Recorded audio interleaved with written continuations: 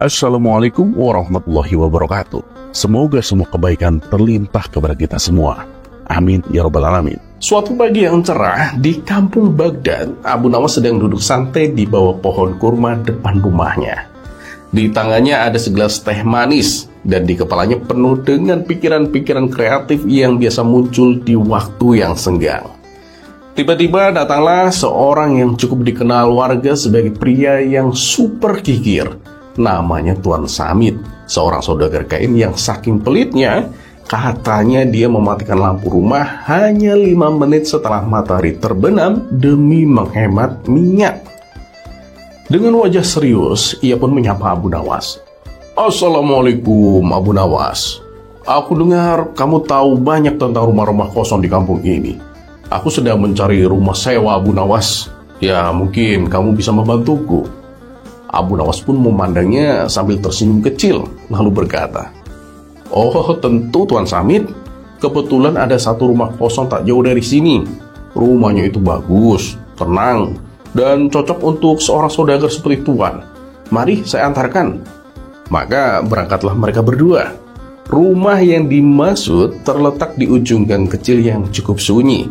Halamannya bersih, dindingnya masih kokoh, dan ada jendela besar yang langsung menghadap matahari pagi. Singkatnya, rumah itu memang layak huni. Baru saja mereka hendak mengecek bagian dalam, tiba-tiba datanglah seorang pengemis tua dengan pakaian yang compang-camping. Tuan, katanya memelas, berikanlah aku sedikit rezeki. Aku belum makan sejak kemarin, Tuan.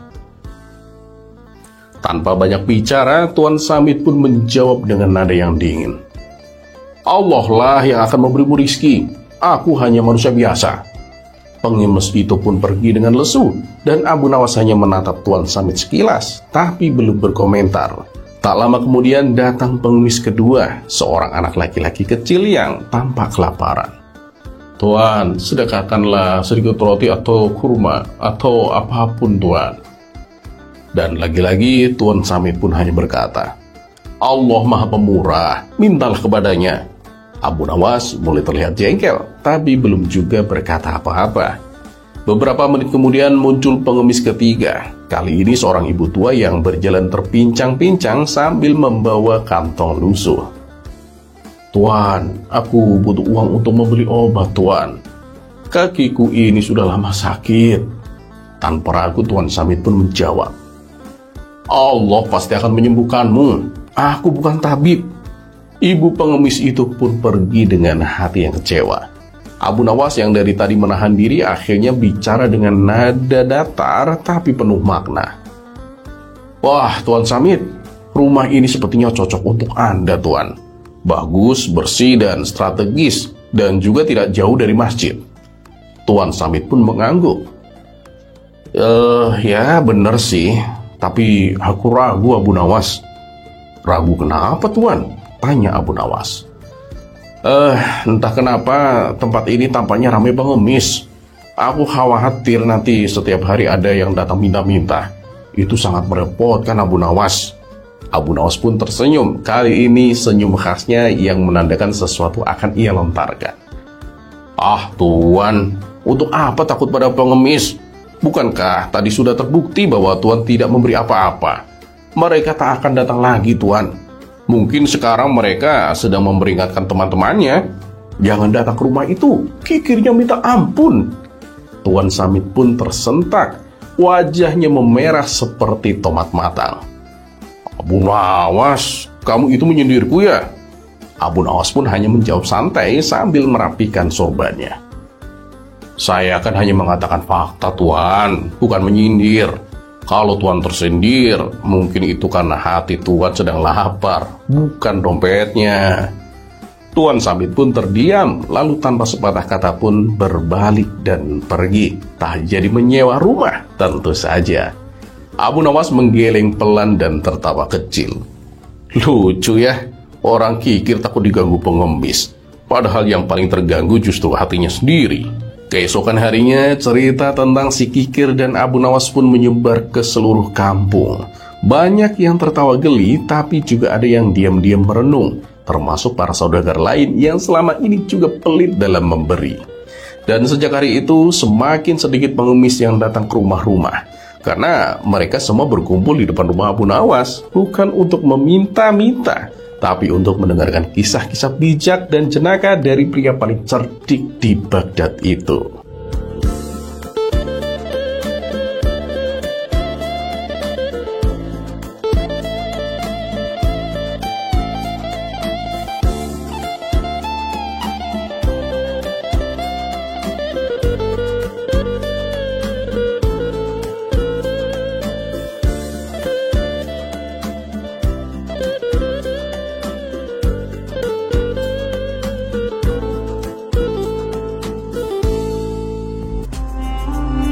Kisah selanjutnya.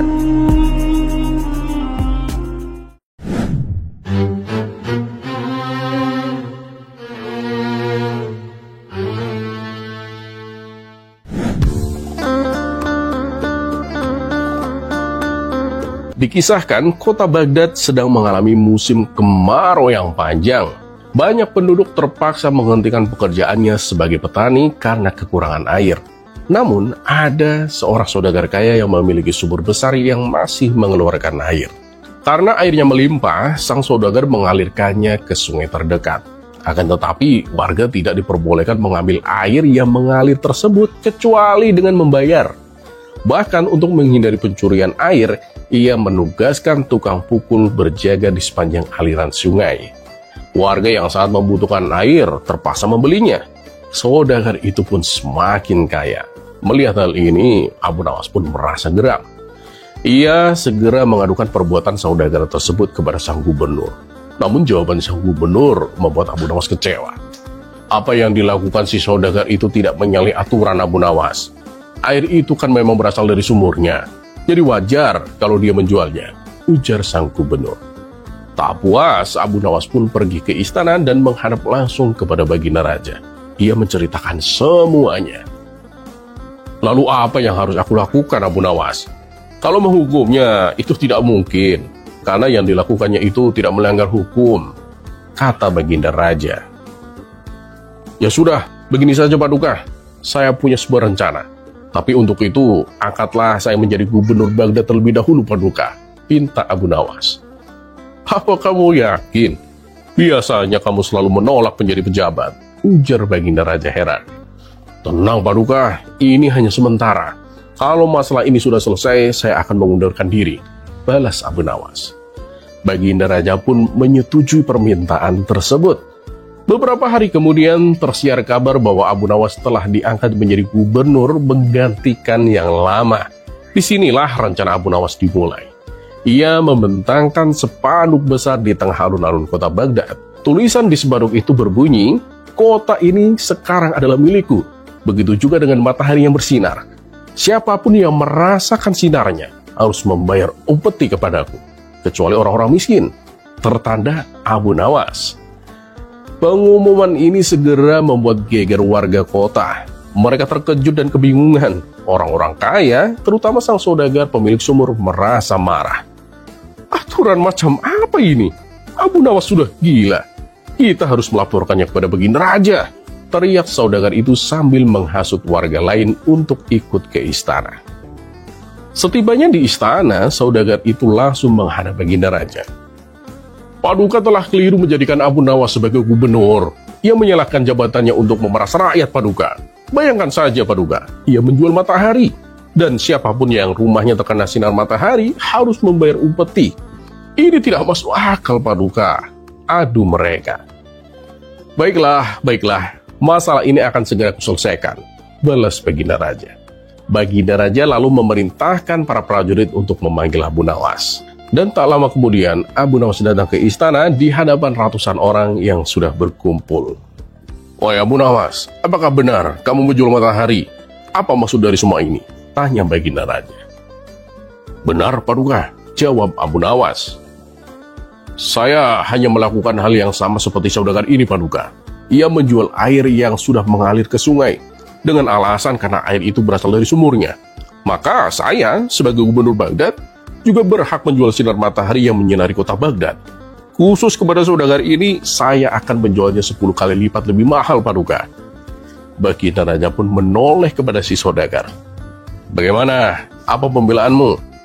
Saudagar itu pun protes. "Tapi, bukankah matahari itu milik Allah, Paduka? Bagaimana bisa Abu Nawas mengeklaim itu sebagai miliknya?" Abu Nawas pun menjawab dengan cepat.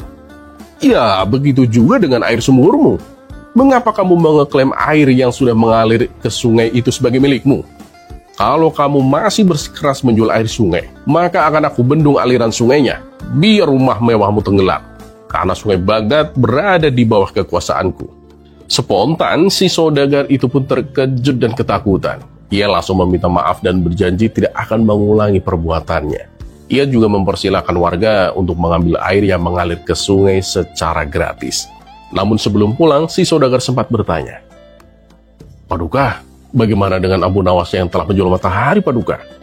Baginda Raja pun tersenyum dan berkata, "Itu hanyalah siasat Abu Nawas untuk menyadarkanmu."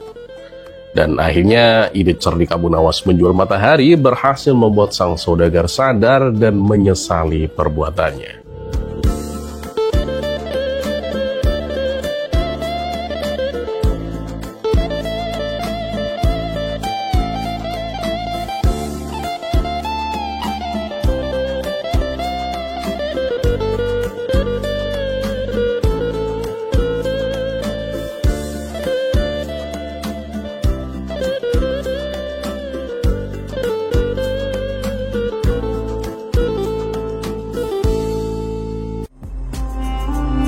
Kisah selanjutnya.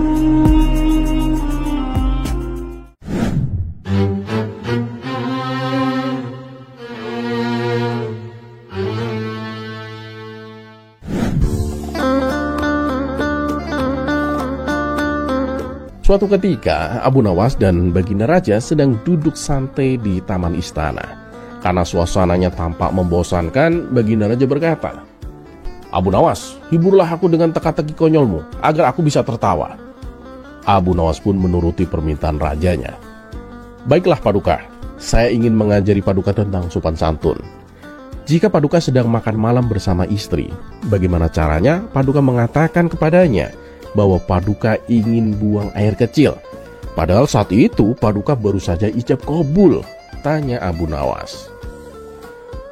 "Ah, itu pertanyaan mudah, Abu Nawas. Semua orang juga bisa menjawabnya," ujar Baginda Raja.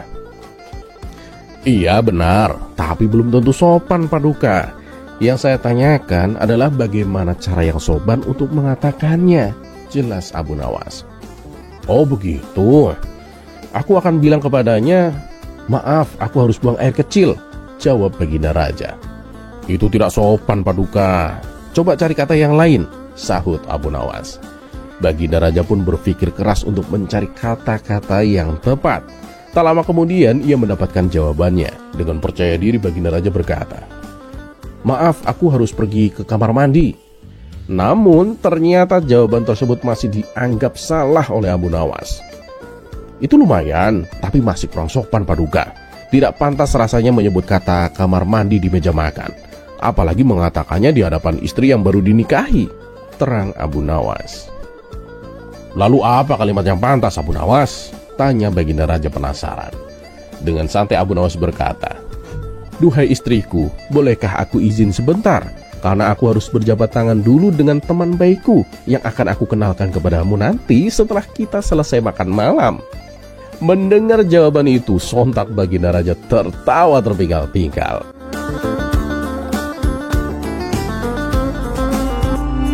Kisah selanjutnya.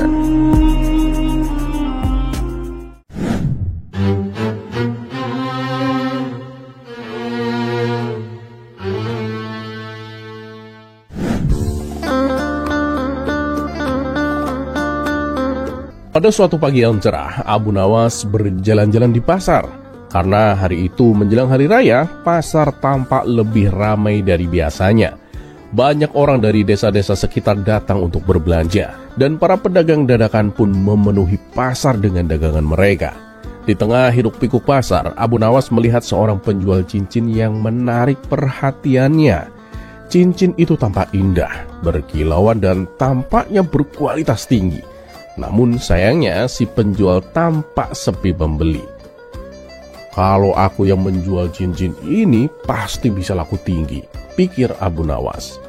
Ia pun merasa iba pada penjual yang tampak kurang beruntung itu. Sebuah ide cemerlang muncul di benaknya. Abu Nawas segera pulang ke rumah dan mengganti pakaiannya dengan baju yang kusut dan dekil. Setelah itu ia kembali ke pasar untuk mendekati si penjual cincin. "Tuan, berapa harga cincin ini?" tanya Abu Nawas dengan nada merendah. 50 dinar, jawab si penjual cincin. "Wah, mahal sekali tuan. Saya tidak punya uang sebanyak itu tuan," kata Abu Nawas berpura-pura memelas. Melihat penampilan Abu Nawas yang lusuh, si penjual cincin pun merasa iba. "Kalau begitu berapa yang bisa kau bayarkan?" tanyanya. 5 dinar tuan, apakah boleh? Tanya Abu Nawas dengan ragu. Setelah berpikir sejenak, si penjual cincin akhirnya mengangguk. "Baiklah, kalau memang itu kemampuanmu, aku berikan cincin ini kepadamu." Setelah berhasil membeli cincin itu dengan harga murah, Abu Nawas pulang ke rumahnya. Ia mengganti pakaian lusuhnya dengan jubah terbaiknya, sehingga penampilannya terlihat lebih berwibawa. Kemudian ia kembali ke pasar untuk menjual cincin yang baru saja dibelinya. Di tengah kerumunan, Abu Nawas mulai berteriak, "Lihatlah cincin yang luar biasa ini. Hanya orang-orang terhormat yang pantas memilikinya. Siapa yang berminat, silakan datang." Orang-orang kaya yang mendengar teriakannya mulai penasaran. Mereka mendekati Abu Nawas, tergoda oleh cincin yang tampak berkilauan itu. Salah seorang di antaranya bertanya, "Berapa harganya tuan?" Belum sempat Abu Nawas menjawab, seorang calon pembeli langsung berteriak, "Aku bayar 100 dinar, berikan padaku." Yang lain pun tak mau kalah dan berteriak, "Aku tawar 150 dinar. Karena banyak yang ingin membeli, Abu Nawas akhirnya melelang cincin itu kepada yang berani menawar paling tinggi. Setelah terjadi persaingan sengit, cincin tersebut akhirnya terjual dengan harga 1000 dinar. Dari kejauhan, si penjual cincin yang tadi sepi pembeli melihat aksi Abu Nawas dengan takjub. Setelah cincin itu terjual, Abu Nawas pun menghampiri si penjual cincin dan menyerahkan 500 dinar kepadanya. "Hei kawan, ini 500 dinar untukmu," kata Abu Nawas sambil tersenyum. "Ini uang apa?" tanya si penjual cincin terkejut. "Ini bagianmu dari hasil penjualan cincin tadi," jawab Abu Nawas. Si penjual cincin itu pun terdiam, lalu berkata, "Tapi keuntungan itu kan milikmu. Aku hanya menyesal, kenapa kamu berpakaian seperti gembel saat membeli cincin tadi? Aku jadi mengasihanimu dan menjualnya dengan harga murah." Abu Nawas pun tersenyum dan menjelaskan, "Aku tidak bermaksud menipumu kawan, aku hanya ingin menguji kebaikan hatimu. Kamu rela menjual cincinmu dengan harga murah hanya karena mengira aku orang miskin. Atas kebaikan hatimu itu, aku ingin membantumu menjual cincin ini dengan harga yang pantas." Mendengar penjelasan Abu Nawas, si penjual cincin itu pun tersenyum dan menerima bagiannya. Ia pun mengucapkan terima kasih kepada Abu Nawas yang sekali lagi menunjukkan kecerdikan dan kebaikan hatinya.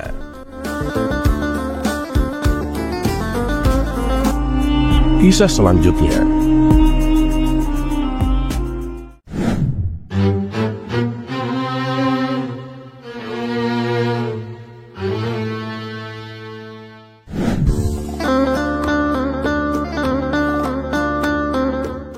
Menjelang hari ulang tahun kota Baghdad, Baginda Raja mengumumkan perlombaan melukis untuk semua lapisan masyarakat, dari yang kaya hingga yang miskin, dengan hadiah utama nggak main-main, 10.000 dinar. Seluruh penduduk sangat antusias mendaftar, termasuk Abu Nawas. Setelah perlombaan berlangsung, ternyata Abu Nawas yang keluar sebagai juara. Baginda Raja terkejut. Ia tahu bahwa Abu Nawas tidak memiliki keahlian dalam melukis. Namun ketika melihat hasil karyanya, Baginda Raja benar-benar terpana. "Luar biasa, lukisanmu indah sekali Abu Nawas," puji Baginda Raja. Dan keesokan harinya Baginda Raja memanggil Abu Nawas untuk menerima hadiahnya. Namun ternyata Baginda Raja mempunyai rencana usil untuk menguji Abu Nawas. "Hei Abu Nawas, sebelum kamu menerima hadiahmu, aku punya tawaran," ujar Baginda Raja. "Tawaran apa Paduka?" tanya Abu Nawas. Aku menantangmu untuk melukisku, Abu Nawas. Kalau hasilnya bagus, hadiahnya akan kugandakan. Tapi ingat, kalau aku bilang lukisanmu jelek, kamu akan kehilangan hadiahmu dan juga kamu akan dihukum, terang Baginda Raja. Abu Nawas merasa ada yang tidak beres. Dalam hati ia berkata, ini pasti jebakan. Sebagus apapun lukisanku, pasti akan dibilang jelek oleh Baginda Raja. Abu Nawas pun berpikir sejenak lalu berkata, baiklah Paduka, saya terima tantangan ini. Tapi saya punya satu permintaan Paduka. Apa permintaanmu Abu Nawas? Tanya Baginda Raja. Jika lukisanku selesai, aku ingin para menteri istana melihat dan menilainya juga Paduka, jawab Abu Nawas. Baginda Raja pun tertawa dalam hati. Abu Nawas pasti kalah. Para menteri tentu akan mendukung keputusanku. Maka dimulailah tantangan itu. Abu Nawas pun mempersiapkan alat-alat lukisnya. Sementara itu Baginda Raja duduk di singgasananya dengan menggunakan jubah kebesaran. Setelah 1 jam berlalu, Abu Nawas pun menyelesaikan lukisannya dan menyerahkannya kepada Baginda Raja. Ketika Baginda Raja melihat lukisan itu, ia langsung emosi. Lukisan itu menggambarkan dirinya tanpa busana dan perutnya yang buncit sangat jelas terlihat. Kurang ajar kamu Abu Nawas, berani-beraninya kamu melecehkanku, bentak Baginda Raja. Maaf Paduka, tapi ini adalah lukisan terindah dan paling jujur yang pernah saya buat, jawab Abu Nawas dengan tenang. Indah dari mana? Jujur apanya? Paduka, bukankah kelak di hari kiamat semua orang akan telanjang tanpa jubah kebesaran dan hanya amal perbuatannya yang akan diperhitungkan? Mungkin di dunia ini Paduka bisa marah kepada saya, tetapi apakah Paduka bisa marah kepada Tuhan ketika saat itu tiba? Kata Abu Nawas menjelaskan. Paduka, kemuliaan seseorang tidak terletak pada jubah atau kedudukannya, tetapi pada ketakwaannya kepada Tuhan dan rasa hormatnya kepada sesama. Mendengar penjelasan Abu Nawas, amarah Baginda Raja perlahan mereda. Ia terdiam dan tersadar akan kebodohannya. Kamu benar Abu Nawas. Lukisanmu mungkin tampak kurang ajar, tapi justru menyadarkanku. Oh iya Paduka, kata Abu Nawas tersenyum nakal. Bagaimana dengan permintaanku untuk menunjukkan lukisan ini kepada para menteri istana? Baginda Raja pun terkekeh. Tidak perlu, hadiahmu akan kugandakan, karena kamu telah menyelesaikan tugasmu dengan cemerlang. Dengan kecerdikannya, Abu Nawas berhasil keluar dari jebakan Baginda Raja dan mendapatkan hadiah yang dijanjikan. Kisah selanjutnya.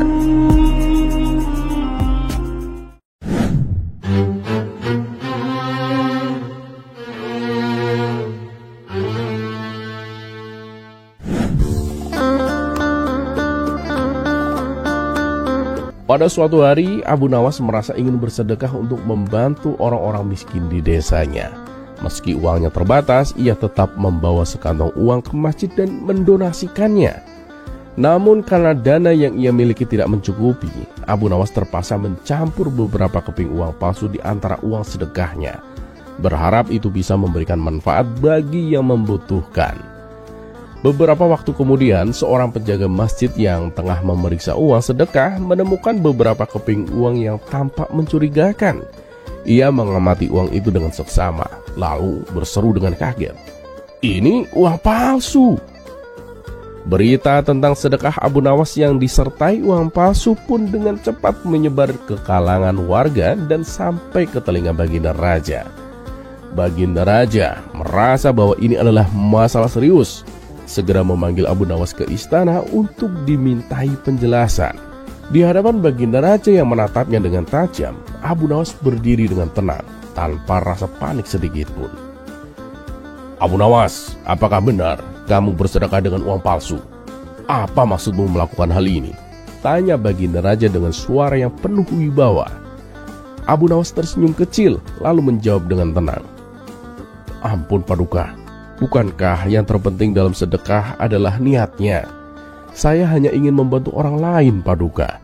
Uangnya kan tak tahu dia asli atau palsu. Yang penting niat saya ikhlas Paduka. Baginda Raja tampak semakin tak sabar dengan jawaban ini. Abu Nawas, niat saja tidak cukup. Uang palsu itu tidak bisa digunakan, dan itu bisa menimbulkan masalah. Kamu harus bertanggung jawab atas tindakanmu ini, Abu Nawas. Namun Abu Nawas tetap tenang dan menjawab, Paduka yang mulia, saya ini kan hanya mengikuti nasihat lama Paduka, yaitu jika memberikan sedekah jangan sampai tangan kiri tahu apa yang dilakukan oleh tangan kanan. Jadi saya pun tak tahu kalau ada uang palsu di sana Paduka. Para hadirin yang mendengarkan perdebatan itu pun mulai tersenyum, beberapa bahkan tertawa kecil. Mereka kagum dengan kecerdikan Abu Nawas yang selalu punya jawaban untuk setiap masalah, meski terlihat aneh sekalipun. Baginda Raja hanya bisa menggelengkan kepala sambil menahan tawa. Akhirnya ia berkata, Abu Nawas, kamu memang selalu punya cara untuk berkilah. Namun lain kali pastikan tangan kanan dan kirimu sepakat untuk hanya bersedekah dengan uang asli ya. Abu Nawas pun tersenyum lebar dan mengangguk. Dengan riang ia pun meninggalkan istana sambil berkata dalam hati, setidaknya sedekahku hari ini membawa kebahagiaan dan menjadi cerita lucu untuk semua orang. Kisah selanjutnya.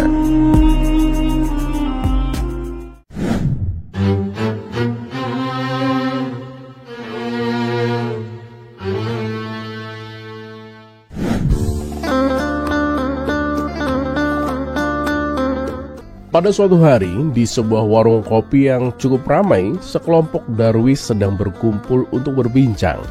Di antara mereka duduklah seorang kakek tua dengan janggut panjang yang sudah memutih. Kakek itu adalah ketua kelompok darwis, seseorang yang terkenal sangat bijaksana. Para darwis lainnya tampak khidmat mendengarkan setiap kata yang diucapkan kakek tersebut, seolah takut melewatkan satu nasihat pun. Abu Nawas yang sedang duduk tak jauh dari mereka juga tampak serius mendengarkan petuah itu, meskipun tatapan matanya sesekali tampak jahil seakan-akan sedang merencanakan sesuatu. Kakek darwis itu memulai memberikan nasihatnya. Untuk hidup yang bahagia, ingatlah, segala sesuatu di dunia ini harus dibagi dengan adil. Perlakukanlah orang lain dengan kasih sayang yang sama tanpa pilih kasih. Seorang darwis yang duduk di sebelah kiri dengan ekspresi ragu tiba-tiba angkat bicara. Guru, aku tidak yakin apakah itu mungkin dilakukan. Rasanya tidak masuk akal menghormati anak kecil dengan cara yang sama seperti kita menghormati orang tua. Itu sulit, Guru. Kakek darwis itu tersenyum lembut dan menyahut. Tetapi apakah kamu pernah mencobanya? Untuk memulai sesuatu yang besar, belajarlah mulai dari hal yang sederhana. Cobalah untuk memperlakukan orang-orang di sekitarmu dengan keadilan dan kasih sayang yang sama. Pasti kamu akan menemukan kebahagiaan yang sejati. Para darwis terdiam merenungi ucapan sang kakek, seakan sedang memikirkan cara untuk mempraktekkan nasihat itu dalam kehidupan mereka. Namun tiba-tiba terdengar suara Abu Nawas yang memecah keheningan. Aku pernah mencoba hal itu, katanya dengan lantang. Sontak semua orang di warung kopi menoleh ke arah Abu Nawas dengan penuh minat. Bahkan kakek darwis pun tertarik dan bertanya, lalu bagaimana kebahagiaan yang kau dapatkan dari percobaan itu, Abu Nawas? Abu Nawas tersenyum sambil mengelus janggutnya, tampak seolah-olah sedang menyusun kata-kata dengan hati-hati, tapi tetap dengan ekspresi jahil di wajahnya. Begini, awalnya aku memang berusaha memperlakukan semua orang dengan cara yang sama. Aku punya tetangga baru, seorang janda yang cantik, baik hati dan murah senyum. Aku pun memperlakukannya dengan cara yang sama seperti aku memperlakukan istriku, karena kukira itu akan membawa kebahagiaan sesuai dengan petuahmu, Guru. Para darwis dan kakek darwis mendengarkan dengan penuh perhatian, penasaran dengan arah cerita Abu Nawas. Dan apa yang terjadi, Abu Nawas? Tanya salah satu darwis yang tak sabar. Yang terjadi adalah, kata Abu Nawas sambil tertawa kecil, tetanggaku yang janda itu menjadi janda yang bahagia karena perlakuanku yang manis. Tapi istriku berubah menjadi sangat jahat. Orang-orang di warung kopi pun tertawa terbahak-bahak mendengar penjelasan Abu Nawas yang penuh kelakar itu. Bahkan kakek Darwis yang biasanya sangat serius tertawa hingga terbatuk-batuk. Di tengah suara tawa yang riuh, kakek Darwis akhirnya berkata, "Abu Nawas, memang kamu ini selalu ada-ada saja. Memperlakukan semua orang sama itu tak selalu cocok untuk semua hal. Tapi kisahmu ini memberikan pelajaran pada kita semua, meskipun caramu aneh dan kocak, Abu Nawas." Abu Nawas pun mengangguk-angguk sambil tersenyum lebar. "Benar guru, hidup ini tidak selalu hitam dan putih. Terkadang ada warna abu-abu yang perlu kita mengerti, guru." Para Darwis pun pulang dengan senyum di wajah mereka, membawa pelajaran dan humor dari Abu Nawas yang tak pernah habis-habisnya membuat hidup mereka lebih berwarna.